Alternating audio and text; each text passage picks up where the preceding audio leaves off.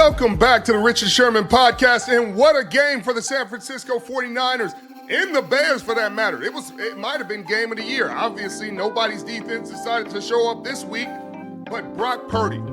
I got to see if him and Shannon went to medical school, because it should be Brock Purdy, MD, surgical, throughout the entire game. Started off as rough as it could, a pick six, but it didn't affect him at all throughout the game. Ended up with 5 total touchdowns in the game, 24 of 33, 303 yards, 3 touchdowns, 2 rushing touchdowns, and a partridge in a pear tree for those still enjoying the holiday season. But that's not all. It was Persol, it was Tunges, it was CMC and CMC and CMC some more. This was an incredible all-around game for the 49ers offense. And this was without George Kittle, without Trent Williams. Trent Williams goes out after the first play of the game, after the pick six with a hamstring injury. And then Persol was in and out of the lineup. But if you think about this 49ers offense and how prolific they've been over the last 2 weeks, and who they have in there. They have Kendrick Bourne in and out of the lineup. They have Ricky Persol in and out of the lineup. George Kittle was in, he was out. It's not a ton of high-level all-pro, Pro Bowl players, but Brock Purdy is elevating this offense to a new level. Give the offensive line a lot of credit. We have been very tough on them this season, no question about it. They played fantastic football. They kept people off Brock Purdy, gave him time to operate. Even if the pockets were getting kind of tight, Brock was doing a great job navigating within the pocket and executing. I don't want to take anything away from the Chicago Bears, because that's a well-coached, incredible football team. Caleb Williams was 25 and 42 for 330 and 2 touchdowns. They ran the ball well.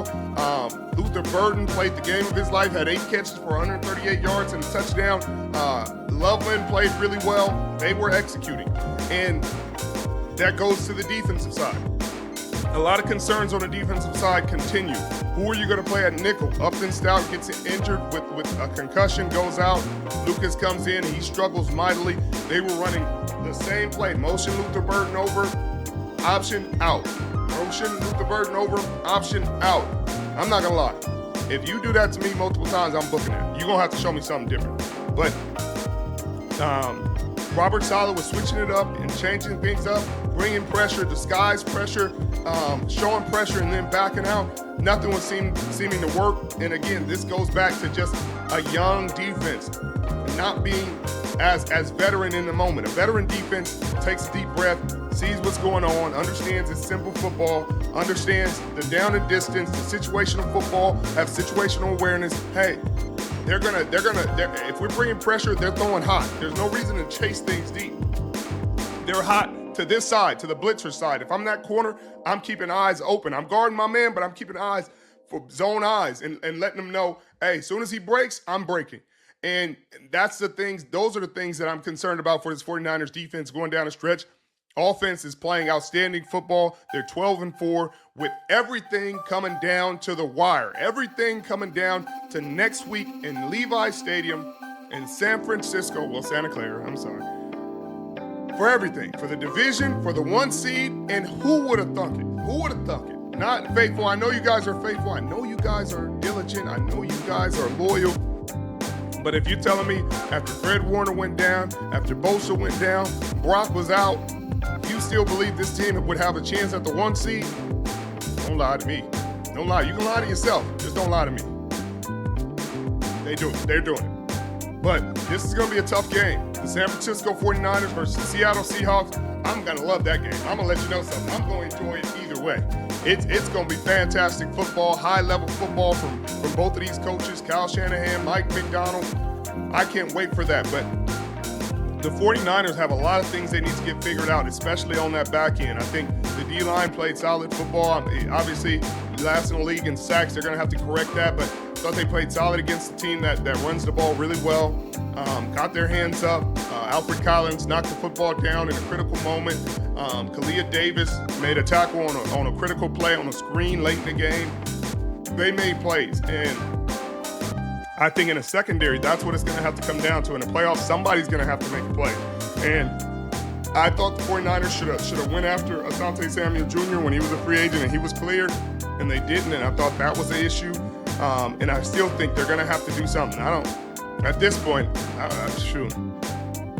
I don't know who's out there. I wouldn't mind him calling KK back. I don't know if KK's out there, if he's on his couch somewhere, like, stretch out, warm your legs up. Let's see if you can still do it. Because right now, that nickel spot is an issue. And if it continues to be an issue, that's going to be the demise of this team. But all that said, a winning football team this Sunday night, it's all going to come down to who can execute for the division. The Rams are going to be, it's pretty much seeded for them.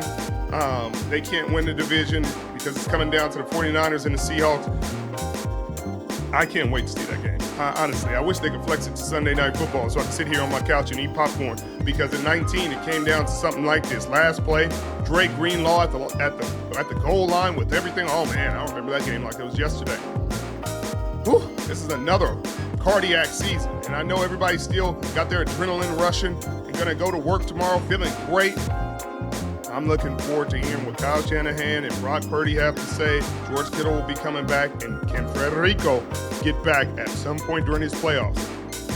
Let me walk you through a little scenario I was thinking about, because they're gonna have to open his window for the playoffs, during the playoffs, I would imagine, for him to have a chance to play. I don't think they can open his window up the same week that he's expected to play and expect him to have success. And there's a lot of, Fred is a special individual, but that's asking a lot for him to practice and expect to play for the first time that week.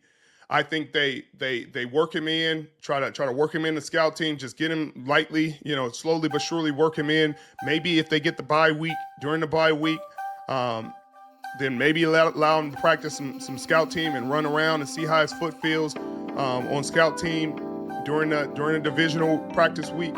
And if he can make it through that without too much soreness and feeling okay, and the team gets a win that week, I wouldn't be surprised if they played him. And that's what my timeline would be. If they don't activate him by the first divisional week, then I think it's going to be a long shot for him to play. But that could be cool. That would be a huge boost for the defense, for morale, for everything in the building. But again, masterful job by Kyle Shanahan. I know that Ben Johnson's done a great job with the Bears. I know that Vrabel's done a great job with the Patriots. I know Mike McDonald with the Seahawks. But this is incredible. This is incredible. And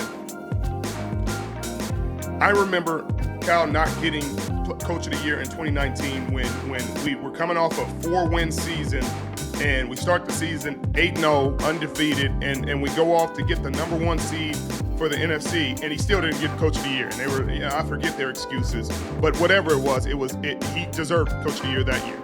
And now they're saying, oh, well, we got all these first-year coaches that deserve it because, hey, it's their first year and they turn these programs around. Like, so now it matters? Now turning a team from worst to first matters for Coach of the Year because you didn't give it to him when he did it. Now you're not going to give it to him when he has a stacked team. You're not going to give it to him when his team isn't stacked and everybody's injured and he coaches them for a chance at the 1 seed. I don't know how he's ever going to get it.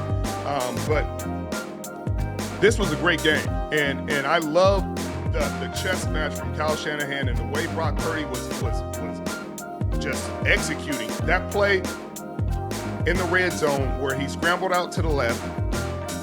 He juked out the defender, looked like he was going to run, pulled up 2 more Bears defenders and then hit, I think it was Juice in the corner for a touchdown.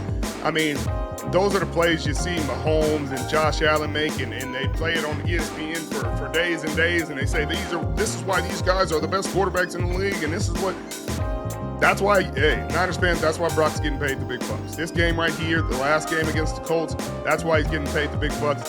And you know he's going to play this way in the playoffs. I think that's the big difference between him and some of these other young quarterbacks that are playing at a high level that just have no playoff experience yet, is he's shown it in the playoffs. He's played like this in the playoffs, in NFC championship games, in divisionals, when the team's down, played well in the Super Bowl.